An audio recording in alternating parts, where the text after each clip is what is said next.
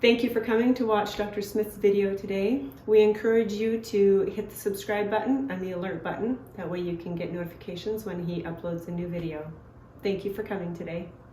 So we hope you take the time to hear and think about it. And if you have a book, read in the book about the concept and the topics that we talk about. They have a lasting effect. The intent is not necessarily to treat pain, but to make permanent, long-term correction with your whole family and your friends. Thank you. Make sure you subscribe and hit the alert button. Have a good day. Have a good day. All right, well, we'll dive right into it then. So like I said, today we're talking about how to reduce chronic inflammation. And it's specific as to chronic because there are different kinds, right? There's acute inflammation, like the kind if you were to sprain your ankle. It swells up to create its own little splint and protective mechanism while the tissue heals. That's inflammation, but it's acute, so it's short term. It should go away as the injury heals. Or if you were to go, let's say, walk around on concrete at a home and garden show all day on a Saturday, right? I know I'm not the only one who's done that. You come home and the next day or later that night, you're thinking, oh, my back is sore, oh, my knees hurt. You've accumulated some acute inflammation from bad feet swell. Yeah, feet can swell. Like it, for different people, it happens in different places. But you've, as Dr. Smith likes to say, you've exceeded your tissue tolerance. You've generated some immediate acute inflammation in your body. Okay, you can't treat it the same way that you treat chronic inflammation. Because in the end, inflammation is inflammation, okay? It's a swelling of tissue. Why we care about chronic inflammation is because short-term acute inflammation, like on a sprained ankle, is necessary and needed. Chronic inflammation is usually indicative of a long-term aggravation or long-term problem. And those aren't good. We need to clear the long-term problems. Ideally, you'll deal with things short-term quick, like the ankle when it comes up, and then you're past it. It's fixed, overdone, gone, okay? The chronic inflammation, why it even matters is because it has been proven to be one of the root causes, as it says on your paper, one of the root causes of most modern diseases. This over the last, I'm going to say last decade, this has been proven more like, and then underscored and reproven, like just more and more and more for more things across the board. This list that I have here is just a sampling of things that can stem from systemic chronic inflammation. So those include chronic fatigue, type 2 diabetes, heart disease, PCOS and infertility. It can include gestational diabetes, Alzheimer's disease and dementia, depression, as well as depressive episodes. Leaky gut is almost always caused by inflammation. Memory and cognitive issues, autoimmune diseases of all sorts, as well as cancer, okay? Like I said, this is not an exhaustive list, it's just a sampling. But that's a pretty broad array, right? That nausea, it can come and go, or it can be persistent, or sometimes it's only after certain things, whether it's something you eat or something you drink or somewhere you are, okay? Because there are environmental causes for inflammation. It can cause hot flashes in men and in women. It can cause migraines. It can cause early aging and wrinkling of the skin. It can cause acne. It's amazing to me how many adult people are struggling these days with acne, and oftentimes the root cause is inflammation. Again, this is just a sampling. A couple of things that I realized after I made this that I left off that should be on there for sure are edema. So that's puffiness, swelling, water retention type of edema. I point to my legs because that's usually where I find it in me. And also overweight and obesity.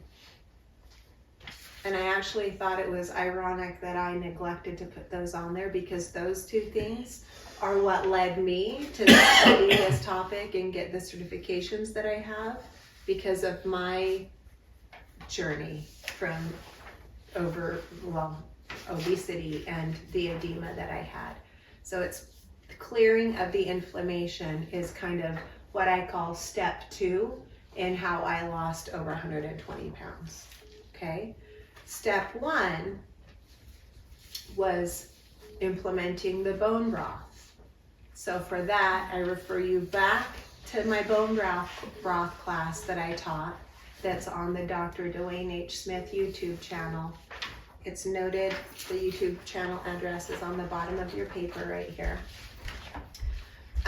But in that I talk about why bone broth and how to make it and how to use it, okay?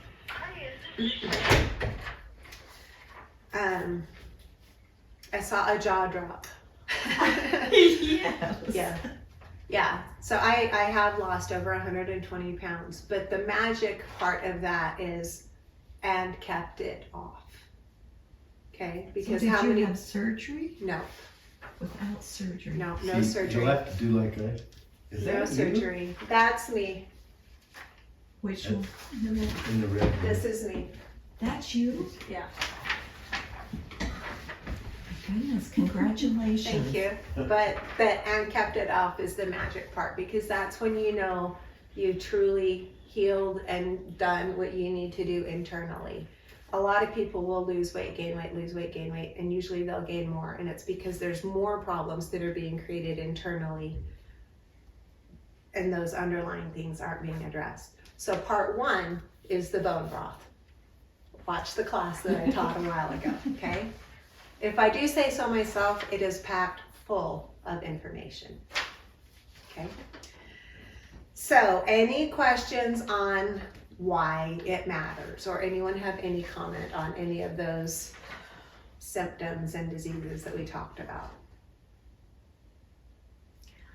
Well, I just have a comment, I guess, but just thinking not only of myself and my husband, but just so many people that I know, and young people in our family, and even grandchildren, I just look at this, and we were just talking about how, we can't tell people what to do. I mean, we don't, with our own children, we don't most of the time dare say much, but anyway, I just look at this and I just can see so many people, even in my own family, that are having welcome to my world. these issues. I know, it's almost all pervasive in people. Almost everybody, especially in our country or in developed countries, struggle with inflammation of some sort. And a lot of that has to do with modern food, modern farming practices, marketing, and what's available to us in the stores and what we're told is healthy. Okay? That in the end is the marketing that's from pharmaceuticals and food manufacturers who are just trying to sell their product. Okay? So we'll get into all of that as we go, but it's almost non-existent to find anybody in our country that isn't struggling with this in some way, shape, or form. And it starts under the radar, and it starts younger and younger and younger. And it can just be just an overall feeling of, I just don't feel well, but you don't know why. Oftentimes it's because of this chronic inflammation. Okay? So you're right. It just makes you think of this person, this person, this person. Yeah. And all we can do is what we can do, right? Refer them to the link for the class so someone else is telling them, or be the cook and encourage good food. That's what I do in my house. It's just myself and my husband. And when he's home, most of the time he's getting better food than he would if he was out and about. But I said too that some of it is environmental, right? Due to the nature of his job, he has a lot of chemical toxin exposure, okay? And in this valley, we get some of that too because of what is used to treat the crops that are grown in this area. So we just have to be mindful that it's around us. Okay, now what? How do we deal with it? And just do the best you can, okay? Betty, you look discouraged. There's hope, I promise. I was just thinking about my dad. He was Oh. a dairy farmer, very successful. Uh-huh. And if he was alive today, he would just die. He would be nauseated at the change in the Right. practices, right? Yes. So he didn't use all this chemical crap Right, on his yeah. potatoes. The food that we have now looks 100% different than it did when I was born in 1970. Like, it's different. Serving sizes are different. Just like everything is different than it was then. And that's why on the top line it says most modern diseases, because a lot of them are man-made diseases because of how things have changed for us. Can anxiety? Yes, absolutely. Okay. Yep. Yeah, so oftentimes that anxiety roots in the gut. Yep. Yep. So if you heal the gut things, a lot of times the anxiety will resolve. It's not always, but oftentimes it will. It's Just like last night, we were home late. We ate very late, and we ate on the road. Uh-huh. Fast food. And I woke up about 3:30 with anxiety so bad I thought I was gonna vomit, and I couldn't. I'm like, I don't have any thoughts. I'm just miserable. yeah. You know, it wasn't Yeah. something like. And I'm just like, what woke me? I mean, what caused that? And I thought, was it the soda? Like all these things went through my mind, but you know. Yes, I it don't could know. have. It could have been what you ate. It could have been. It could have been. Environment. Everything. Yeah. Because I was out in nature. It could have been all of it. Yeah. Any other questions before we move on? Well, I just have a comment again, but we're around a lot of young people through our church calling, and so many young people now have anxiety. Mm-hmm. I mean, and they just talk about it, you know, openly, and which is fine and good and stuff, but I don't remember growing up that kind of stuff, you know, but there are a lot of young people that deal with that issue. There are, and oftentimes depression and anxiety will go together. And again, oftentimes the root cause of it is inflammation in the gut. So if you can heal the gut or put good things in, usually the anxiety will resolve. And I'll be straight up candid with you guys. There was a period that I struggled badly with that myself, with anxiety, a little bit with depression, but the anxiety, I didn't know what it was. I had what I now know was a panic attack, but at the time I thought it was a heart attack, and I was on the floor in my living room for 3 hours, unable to move, couldn't get to my phone. My husband was gone out of town on a road trip, and I was like, I'm gonna die laying here. And finally it got to the point where the pain eased and I could, you know, get up and move around. And then I went on a course of finding out what's wrong with my heart. And nothing was wrong with my heart. In the end, I found out it was anxiety, and they said, you can do these things or you can take medication. And I said, well, I don't want to have to take any medication, but it's bad enough. Are there any that I don't have to take every day? if I could take it just when I feel like I need it. And they said, yes. And so I said, okay, give me a prescription for that so I have it and I know I have it. And then I'll do these other things to tend to the anxiety. So I did these things, but also in my mind, and to this day, which is years later, I have one of those capsules in my purse and I know it's there if I need it. And that alone resolves some of the anxiety. But also during that course of time, I addressed all these things we're going to talk about and the anxiety went away. Okay, so a lot of times for these young people, and I don't know, I think it is truly more common and not just more talked about, because things didn't used to be talked about quite as openly as they are now. So there could have been some of it before, but I do think there truly is more now, and that a lot of it stems from this trouble in the body. And if you can get those things balanced out, it resolves. I throw it in the plagues of the latter days. Sure, plagues of the latter days. It's the anxiety thing is Yeah. one of the Yeah. plagues. And because of what I went through, I hate to negate it because it was real for me. Oh, yeah. Yeah. But I know it can also be, it's not something you have to just have. You don't wear it as a badge and keep it for the rest of your life. Okay? But even with plagues, there's a way out.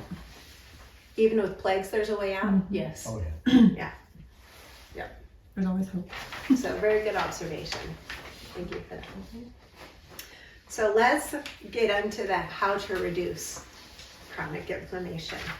The first thing I have on the list is to limit or reduce stress. And by that, I mean all varieties. Whether it's a physical stressor like a bad posture, sitting on a couch with your legs crossed, or wearing a bad pair of shoes, or sleeping in a bad bed, or sitting at a computer hunched over working all day, that's a type of stress.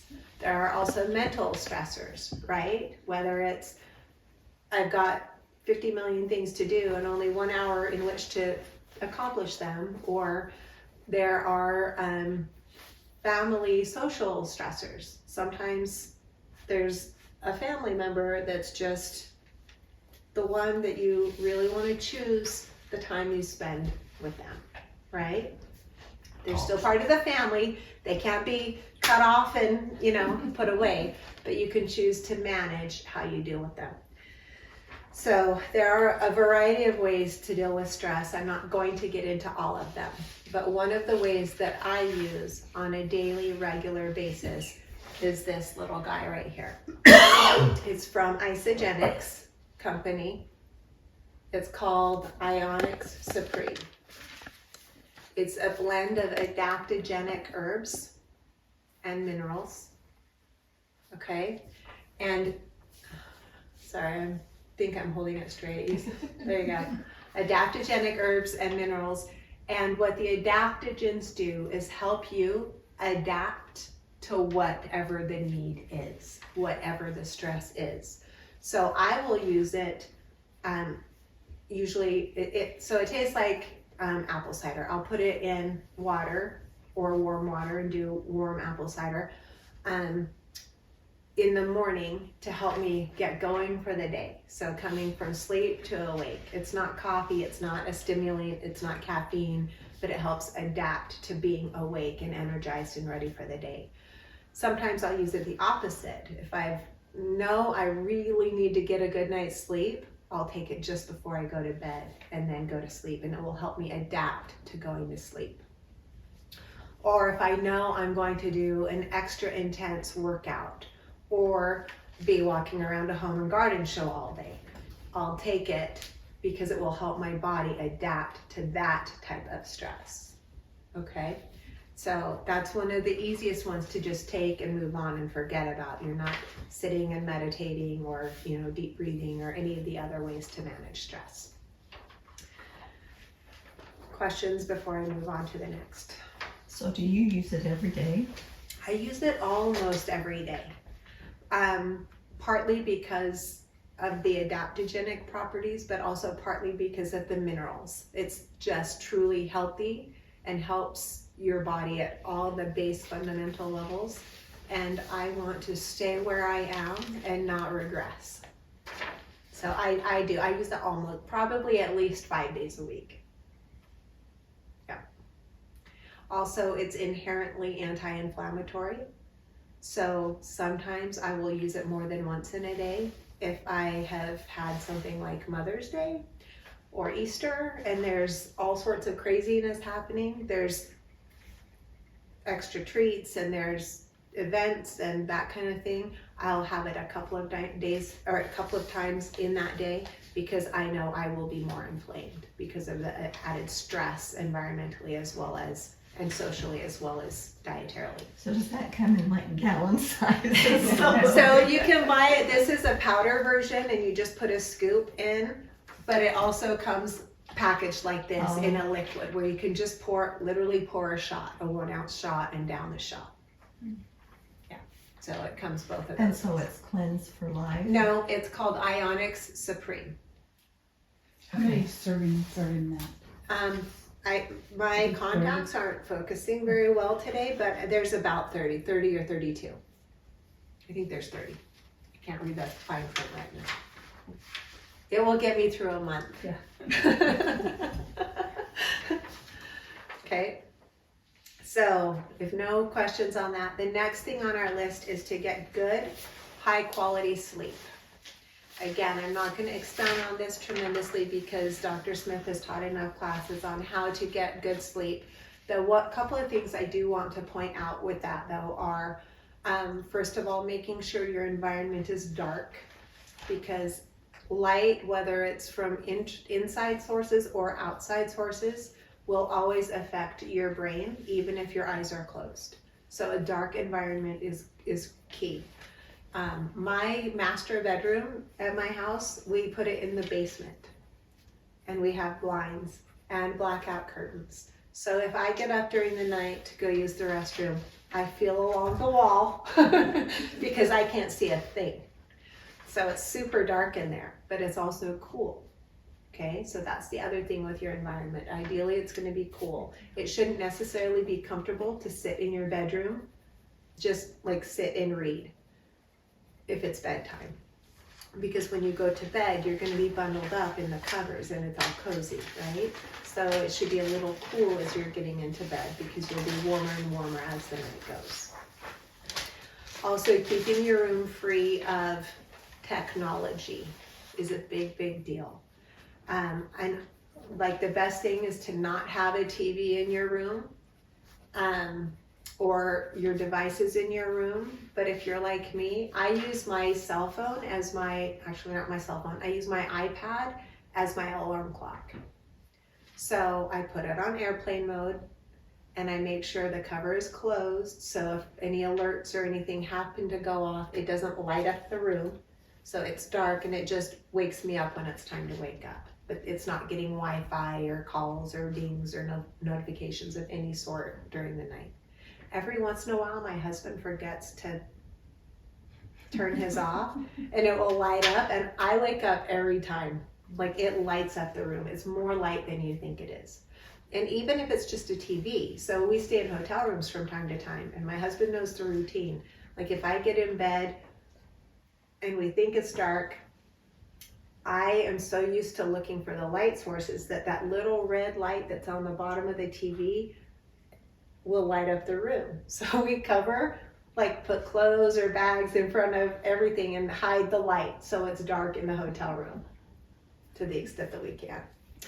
Denise is laughing at me over there. It's true, like, but it matters, and that sleep matters. It's one of the most fundamental things for good health that there is, and it's free. Okay, so use it. Get the most out of it. Any questions on My that? phone tells me when my blood sugar is low, so So a little bit different, but does it get low during the night? yeah, sometimes wakes her up too. Well, You need to have a little fatty snack before you go to bed. Fatty protein snack. yeah, cheese and cracker usually gets me through. Okay, so I'm gonna just leave that there. The next Your thing dad is told me to do that. to heal your gut, using enzymes, probiotics, bone broth, and fasting. Okay, we're going to work our way backwards along that sentence and start with fasting. So for that, I will refer you back to the class that Denise Rodell taught a couple months ago on fasting. It's on that same YouTube channel, okay? And she covered this in more depth, like that's what the class was on. So it was an hour spent on fasting and different ways and methods and whys and all of that. I don't have time for it today because it's just part of what we're talking about. But fasting can be a tremendous tool for healing the gut. It is one of the tools that I used through my weight reduction journey that I still continue to use to this day. At that time, I would do what's called 16-8. So for 16 hours a day, I would fast. I would stop eating at 6 o'clock in the evening, kitchen closes, and then I would fast overnight while I was sleeping and have breakfast at 10 in the morning. Okay, you can skew that different ways if you want, but that still leaves you 8 hours during your day to eat and get your nourishment in, okay? There are a variety of ways to do it, but with that being said, I will say that we all naturally fast every single day. You go to bed, you stop eating. In the morning, whenever you eat your first meal, and what's it called? Breakfast. Break fast. Okay, so regardless of what time you have it, you're breaking your fast. And there you can do 14 hours, or you can do 16 hours, or you can do 18 hours, or you can do 24 hours, or you can do 36 hours. Like there's different reasons to do all of them. You can get a lot of the anti-inflammatory benefits by doing the 16 hours. So when I was in that process of shedding all that weight, I did 16 hours almost every day. Some days I did longer than that. At this point, when I am where I am weight-wise, I still use the fasting as a tool for good health, and I will do 16 hours at least twice a week. So do you drink water during that? It's not a dry fast. Okay. Yes, so I'll drink water, and again, Denise's class talks about the different things that you can have during that fasting time. But there are a couple of times in a month where I will do longer. I will do 24 hours or 36 hours. The 36 is really just because it's overnight, you know, but I'll do a full day fast twice a month. One of those times is usually Fast Sunday, right? Because we're naturally fasting anyway. The other time is just another day I choose, which actually is for me today. I'm doing a fast cleanse day to clear out some inflammation because I went a little off the rails for a couple days. And during those longer fasts, I use things to support my body that don't pull me out of fasting. Okay, so it's not like I'm starving and going without anything, but I can use this Isagenix Supreme. I use this Cleanse for Life, which is herbs and botanicals that basically help to cleanse at the cellular level. So they clean this inside the cells and between the cells in that interstitial fluid that is what creates what Dr. Smith likes to call the swamp, the mucky swamp that's sometimes happens within our tissue. I'll use tea. I can use greens powder. This is one of my favorite ones, is this bone broth. Okay, I can have that and it won't pull me out of a fasting state in my body. Okay, so it's nutritionally supported. But most of the time when I'm doing the 16 hours, I just do water and the Isagenix, and every once in a while some herbal tea. Okay, but for more specifics on all of that, again, look at Denise's class. So the next thing backwards down that list was bone broth. We already talked about that some, at the beginning, wait, was that here? I think that might have been with my last client who was asking me about bone broth. Yeah, we didn't talk about that. But I taught a bone broth class a few months ago. It's on that YouTube channel, and it talks about why to use bone broth, how to make it, and how to use it. And it is packed full of information. The bone broth, I did say, was step 1 on that weight loss journey. Okay, that class is on that channel. But the bottom line as to why that's beneficial is because it's tremendously healing for your entire digestive tract, including the gut, right? That's talked about so much now. The gelatin and the collagen that's inherently in the bone broth heals the tissue. It also coats and protects the tissue so it doesn't get worse.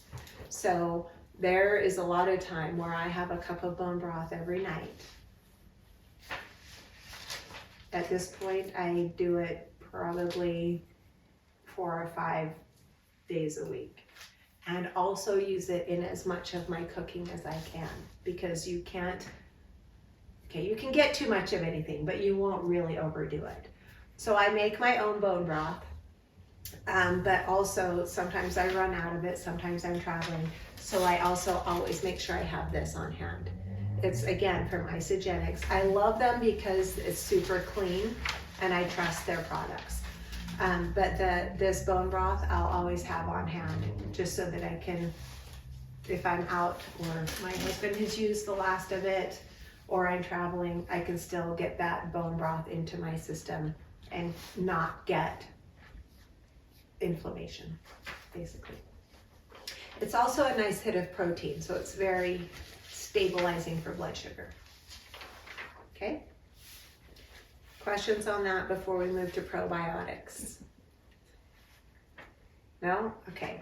So probiotics is the next one that's down that, backwards down that line. I use probiotics all the time with my live blood analysis clients, but I also like to clean the blood, partly because cleaning the blood also is going to clean the interstitial fluid in the body. So it's going to reduce inflammation, especially when you use the probiotics without food, like not with food. So oftentimes I'll recommend taking this one, no, this one, the Flora Plus. I'll recommend taking one of them 3 times a day, not with food, between meals, however you need to think of it. I also recommend 1 or 2 of them with your meals. But those between meals, not with food doses, will clean the inflammation and clean the blood out of the system. Okay? So this is capsule version of one of my favorite ones. It's just a mix of good bacteria. So we want to crowd out any bad bacteria that's in the gut. Those are generally what are going to give you the unhealthy cravings. Okay? The bad bacteria crave bad for you things. The good bacteria crave good for you things. Okay? You can also add to that with adding in fermented foods into your diet. Okay? The broader the spectrum of probiotics, good flora, good bacteria that you can get, the healthier that whole system will be. So whether you're eating yogurt or kefir or eating any of the fermented vegetables like sauerkraut or pickles or kimchi or beet kvass, any of those fermented foods, when they ferment, they grow that good bacteria. Okay, so the more varieties you can get, just like with eating vegetables, right? The more variety, the better for you. Yes. Something I learned from Debra is that sourdough bread is included in that. Yes, sourdough, the souring is the fermenting. The bubbles that form are created by the bacteria releasing gas. So yes, true sourdough bread is included in that. And I say true sourdough bread because a lot of bakeries will just add vinegar to give it a sour taste and call it sourdough, but it's not actually sourdough. Someone asked me about this earlier this week. They said, is my favorite brand real sourdough bread? The favorite brand that they buy locally is Seattle sourdough, I think. And I said, most of those, like I just moved from California and there was San Francisco sourdough, and that was a true sourdough. I was at the store yesterday and I looked at the Seattle kind, and yes, it's true sourdough bread. But you can look at the ingredients, and if it's flour and salt, basically, as the ingredients, then it's true sourdough. The one that was sitting on the shelf next to the Seattle, it was some strange name I've never heard, but theirs was better. It actually, even on the ingredients listed, sourdough starter culture. And I was like, that's the one I would buy. Okay. So yes, sourdough is included in that. All the fermented foods, there's a whole bunch of different kinds. And like pickling doesn't equal fermenting. Pickling means brining. So where do you find, I mean, San Francisco, Seattle? What store did you go find this? So I was at Brolam's, and so I just looked in their bakery section. Winco has it, I think. Winco has a pretty good variety of bread, but like look for the sourdough. Usually it's going to be round shaped and not low shaped, like not long low shaped. And if you look at the back of it, you'll recognize the ingredients. It shouldn't say vinegar. Okay. And then the first thing that was on that list as we move backwards down that line are enzymes. Enzymes are another one of the things I use all the time with my blood clients that I also do, like I do it personally all the time, the enzyme and the probiotic between meals, not with food. So I'll recommend the digestion and sometimes also the acute. Okay, to clear inflammation. The digestion, when you do one of them 3 times a day between meals, not with food, it cleans the blood and it cleans inflammation. And then take a couple with your meals to help process what's going in so it doesn't add to any inflammation. The acute is stronger. It's a heavy, heavy dose of enzymes. So if you know you have inflammation or want to get a good start at clearing out inflammation, I'll recommend doing one bottle of acute and taking 12 a day. So if that's 3 of them 4 times a day, or 4 of them 3 times a day, or 2 of them 6 times a day, however works for you, but 12 in a day until the bottle is gone. So it's just a couple days, right? But it can really, really move the needle on getting inflammation cleared out quickly.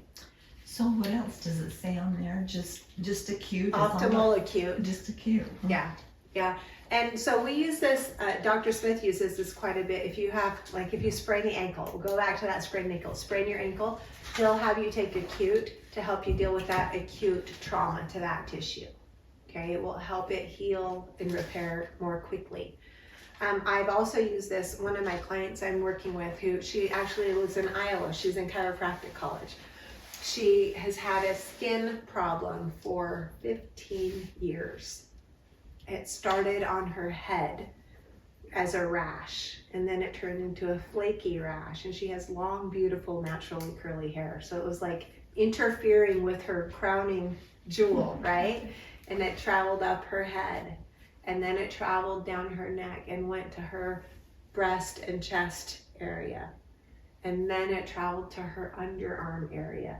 And that's when she reached out to me, and I said, this is becoming a bigger deal because this is at least away from the lymph node area, right? We want to keep the lymphatic system, the lymph node area clear.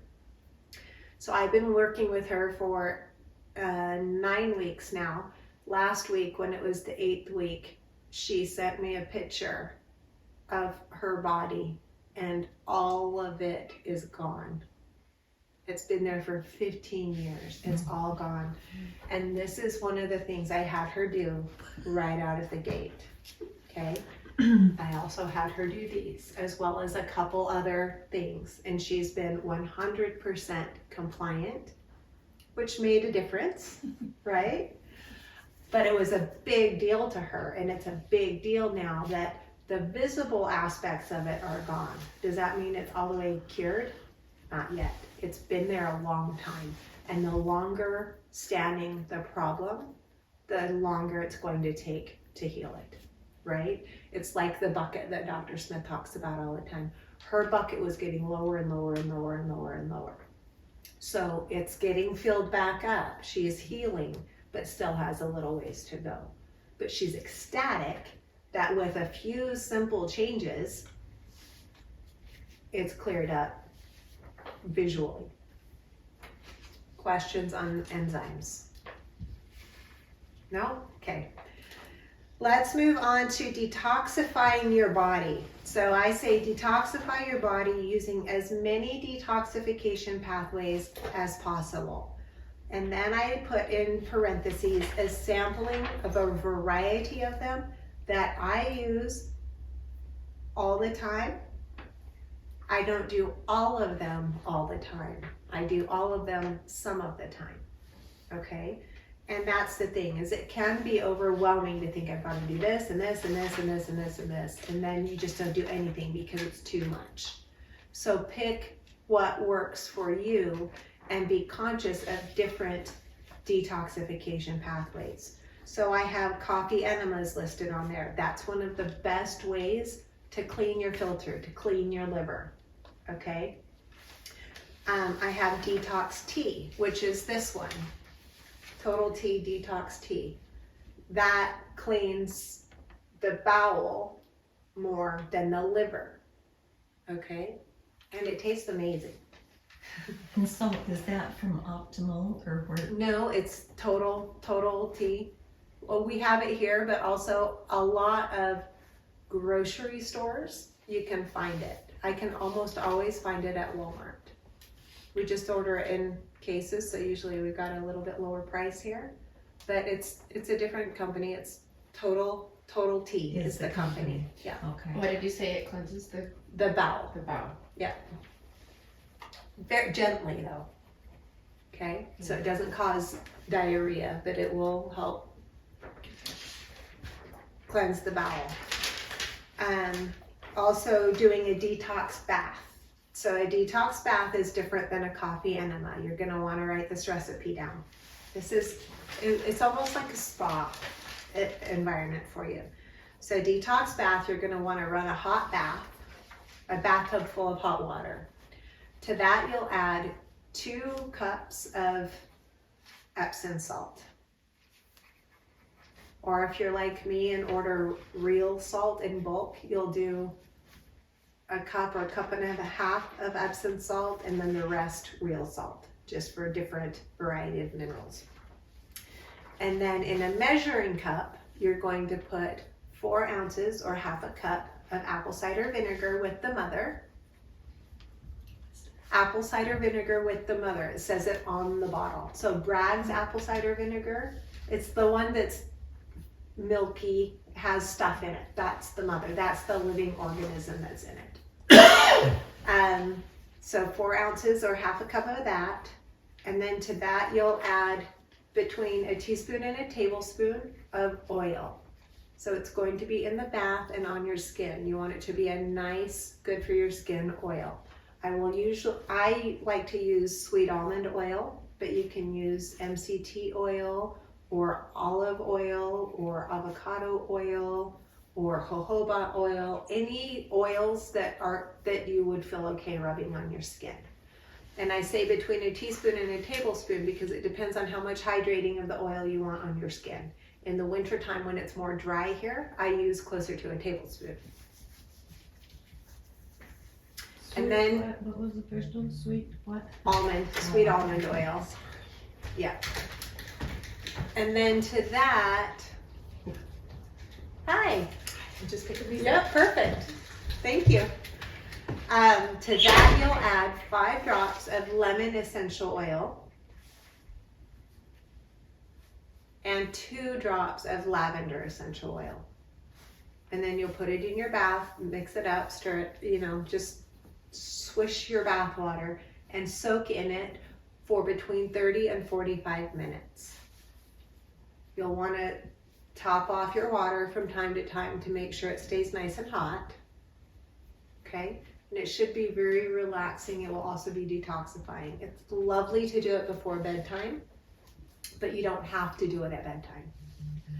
So it was 5 drops of lemon and 2 drops of Lavender. Mm-hmm.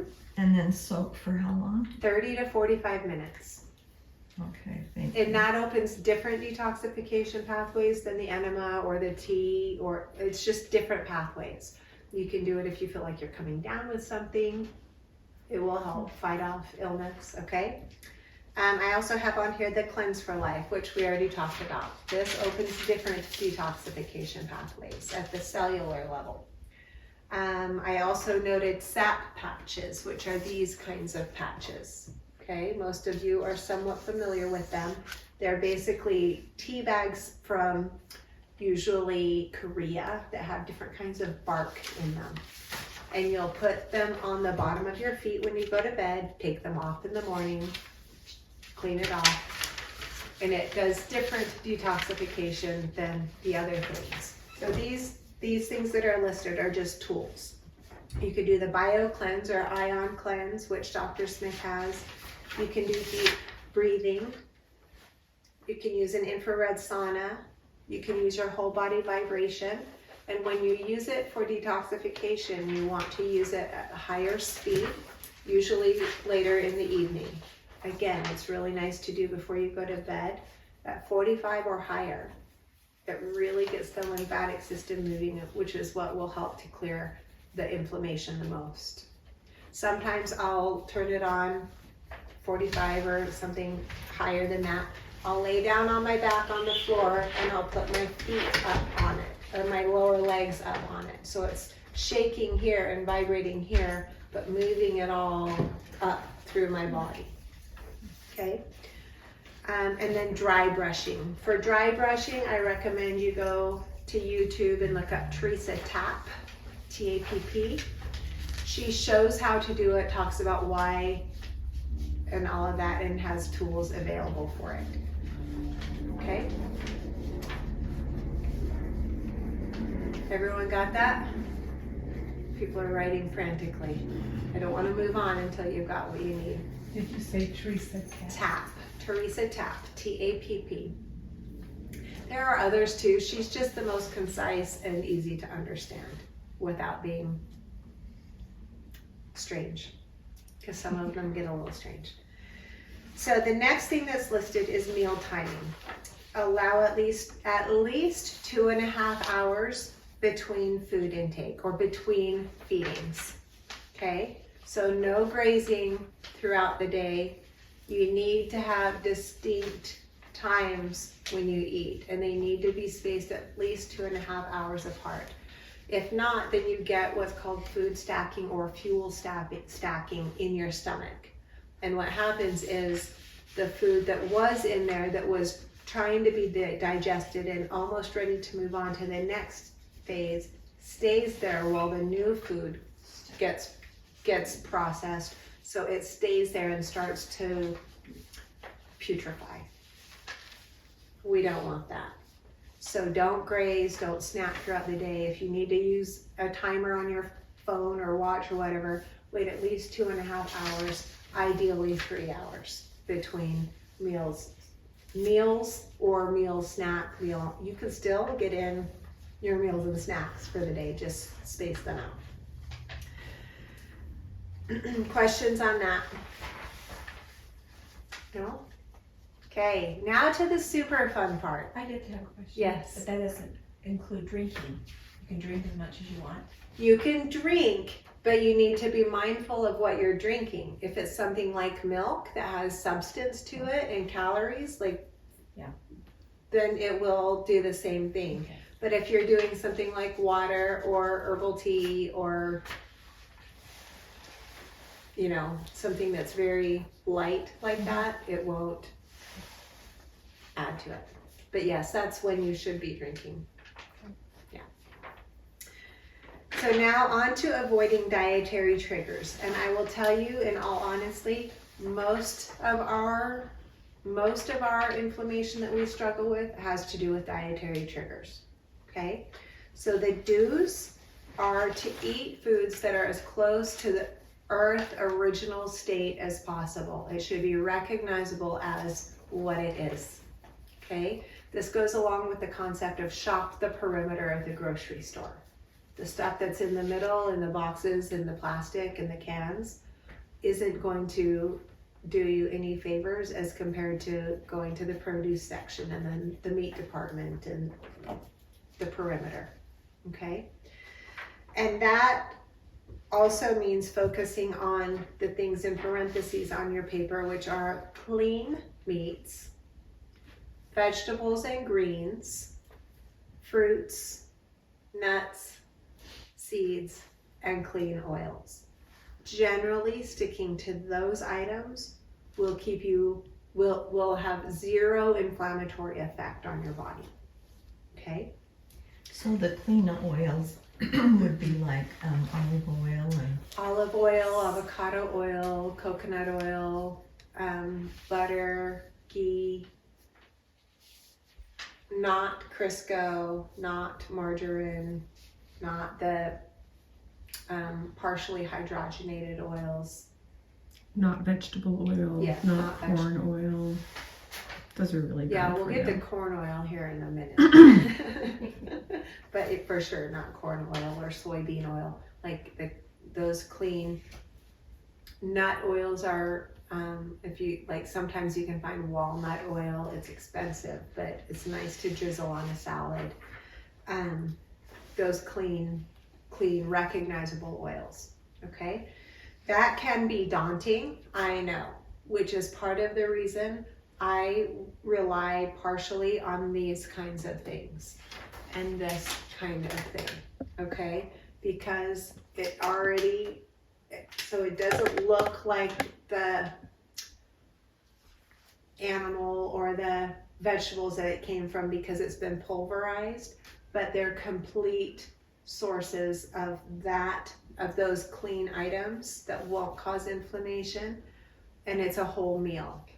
Or if you put these together, the protein and the greens and fruits, or these two together, you'll get the same kind of thing without having to think, oh, I'm eating chicken for 3 meals in a day. But some people like to have, you know, a lot of chewing. I don't like to have a lot of chewing. And I like simplification. So I rely on those things too. Partly because when we move to the don'ts on your paper, the first thing is to avoid GMO foods. GMO stands for genetically modified organism, okay? The genetically modified organisms have been designed to explode the bellies of bugs so the bugs won't eat them. The problem is that they also destroy our bellies, okay? So anything that's genetically modified will cause you trouble. A lot of that's where, like circling back to modern farming practices, that's where some of that stems from, is because a lot of our crops now are GMO crops.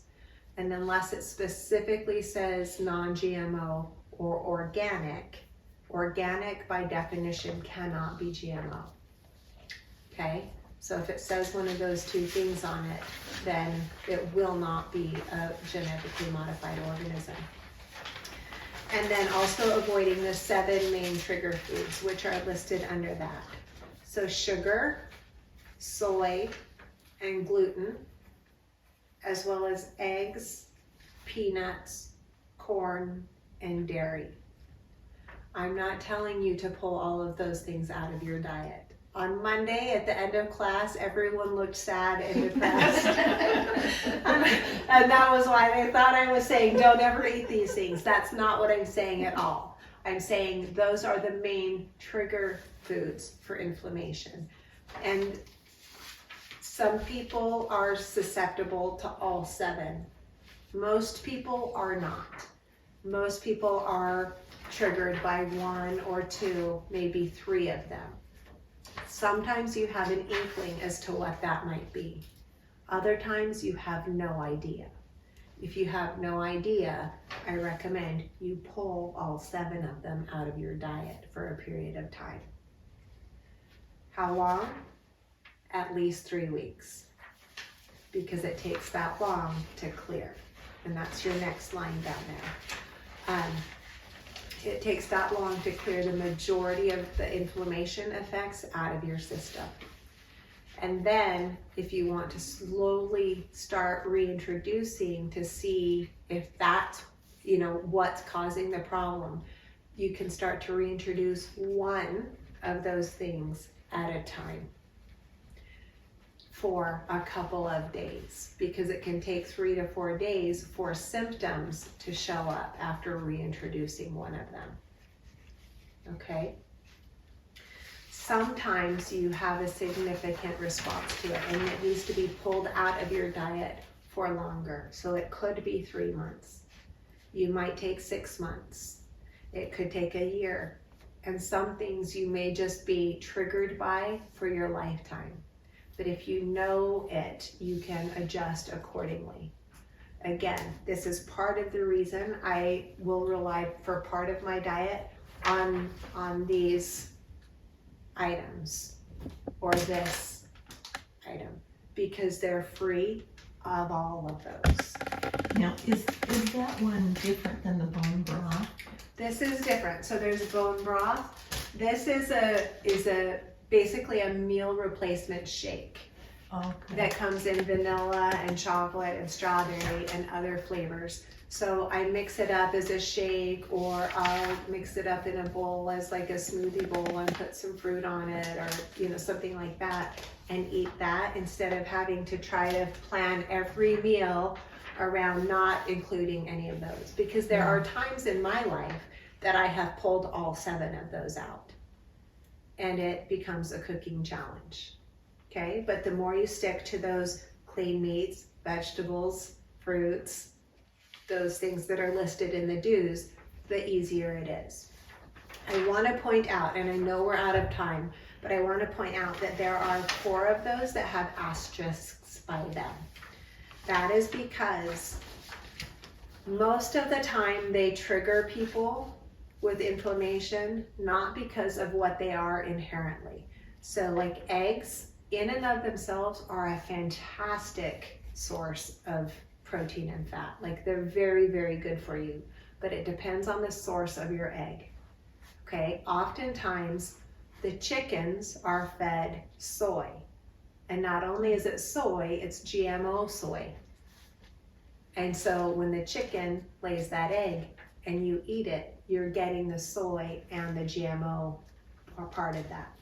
So if you can get good clean eggs, or you raise your own chickens and they're out there eating bugs and pecking in the soil, eat the eggs. You're probably going to be just fine with them. Okay? Or if you're buying them at the grocery store, my trick is to just look for the most expensive ones, because that's usually going to be the ones that comes from the chickens that are done that way, or pasture raised chickens. Free range, it'll say free range. So it's different. Free range usually just means they're not in a cage. Oh, really? It doesn't mean that they're in a field. They can be in this, there can be 50 of them in this big, but they're able to range among themselves if they can squeeze, but elbow past each other. Yeah, the pasture is the key. Also with the peanuts, you hear about peanut allergies a lot of times. Peanuts, because of how they're grown on the ground, there's a natural infestation of mold that happens. And it grows into the DNA of the peanut.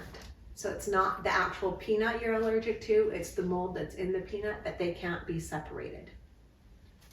Okay? So that's where some of that comes from. But again, you can't separate them. Like with the eggs, you can at least find a better source.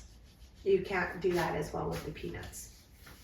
What about all the other nuts then? So peanuts are actually a legume. The other nuts are actual nuts that are grown on trees. They're not grown on the ground in that humid, moldy environment.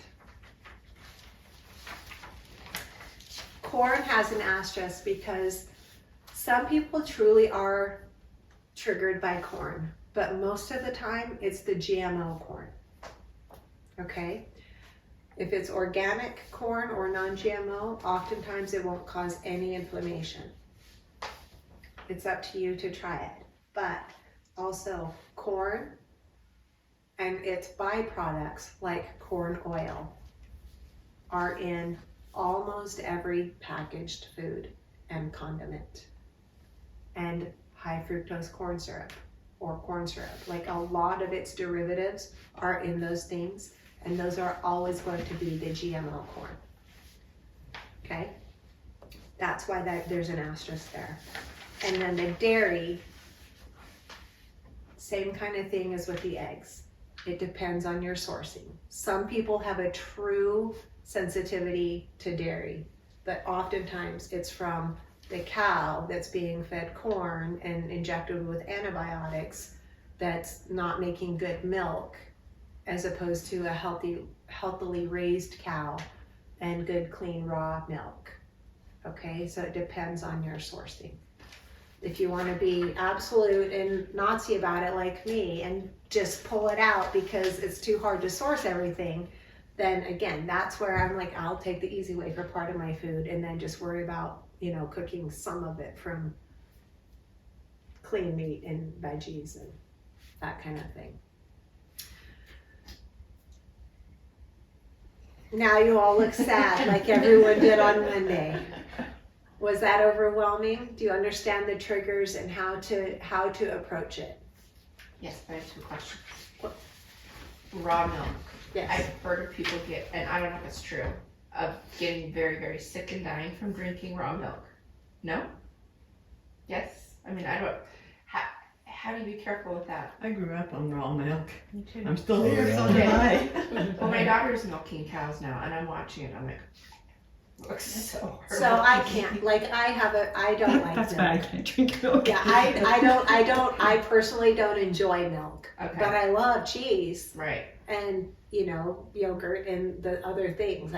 For me, I'm not going to drink the milk, but it depends on the cow and the source. What's the cow eating? How, Okay.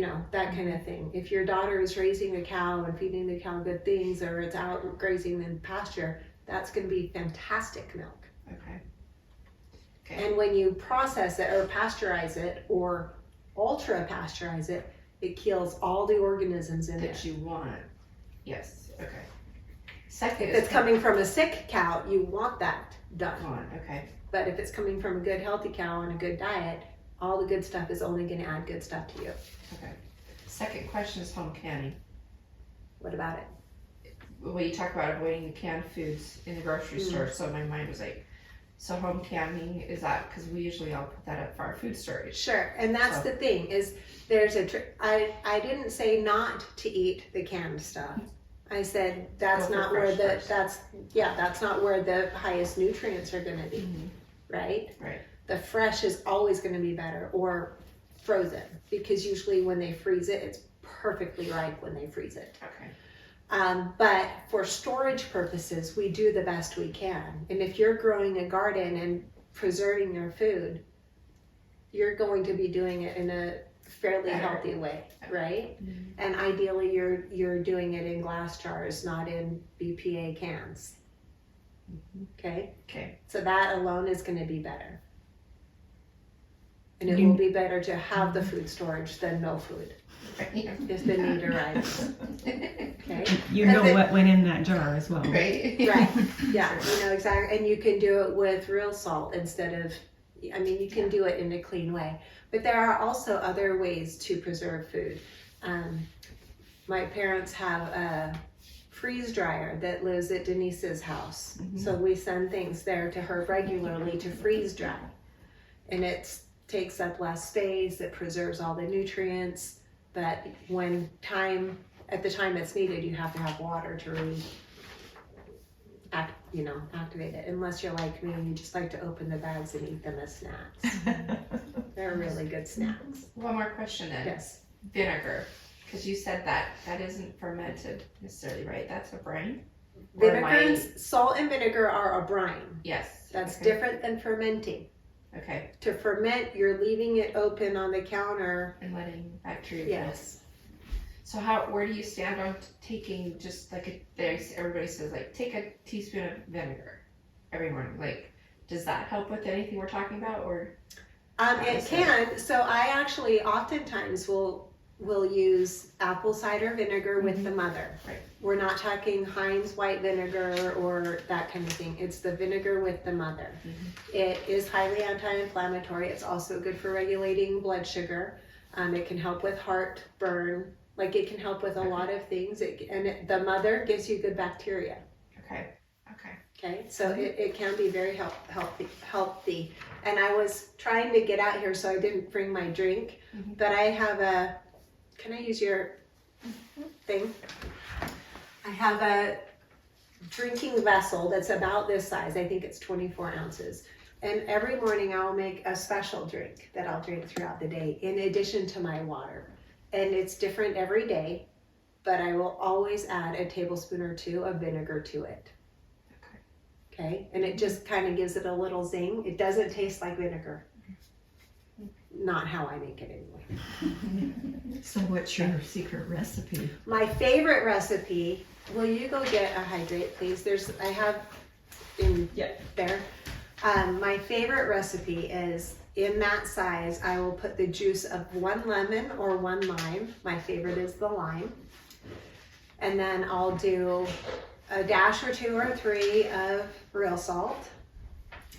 And I will put a scoop or a packet of Hydrate. Again, it's from Isagenix because I trust their stuff.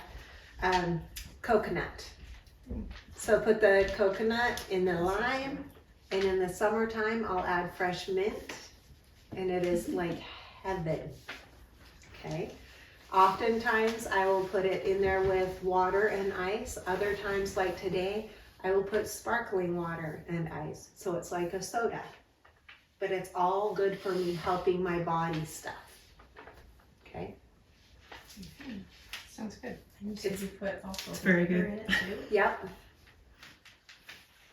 So that particular flavor is coconut? This Or- particular flavor is coconut. They also have lemon lime. They also have orange. They also have blue raspberry. And if I do like the blue raspberry, I'll just put the blue raspberry in there and a splash or 2 of vinegar. And where do you get Isagenix? you have to get it online. Okay. I have to send you a link. It's like you have to have a link to get it. You can't just go to Isagenix and get it? I mean, you have to have a link. You have to have a link, but I can text you a link if you Okay. let me know you want a link. And what's that called? This is called Amped Hydrate.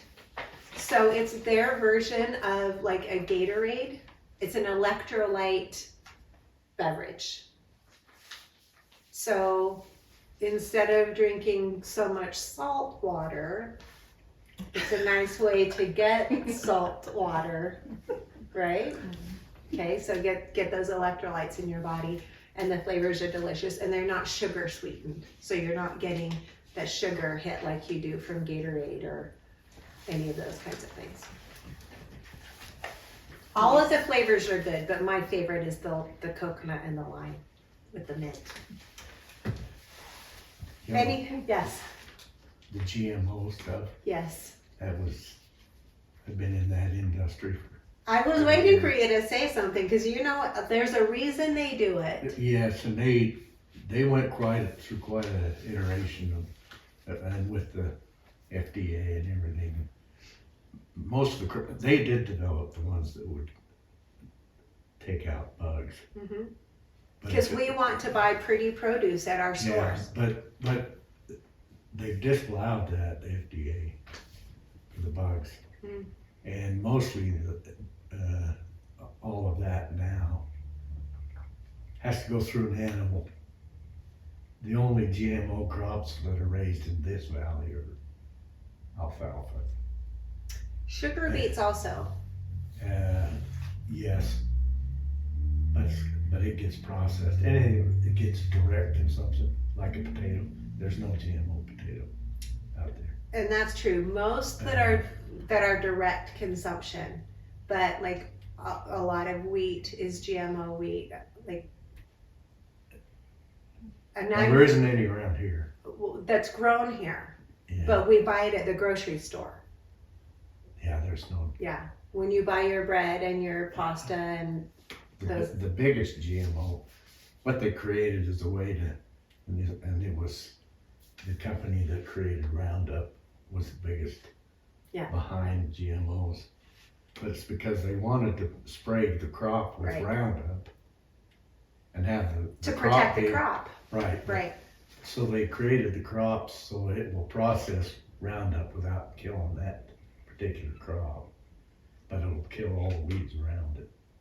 Mm-hmm. That's what Oh, that's alfalfa a does. happy thought. It kills enough that it. I just say, I grew up the daughter of an ag pilot. Yeah. And from the time I was 7 years old, I've been sprayed with everything. Right. Because the So- man fly. Well, who's your dad? So you need to use a lot of those detoxification I didn't pathways that know we that. talked about. Yeah. Yeah. Yeah, I put the drop under my tongue, and I don't know if I'm doing that right either.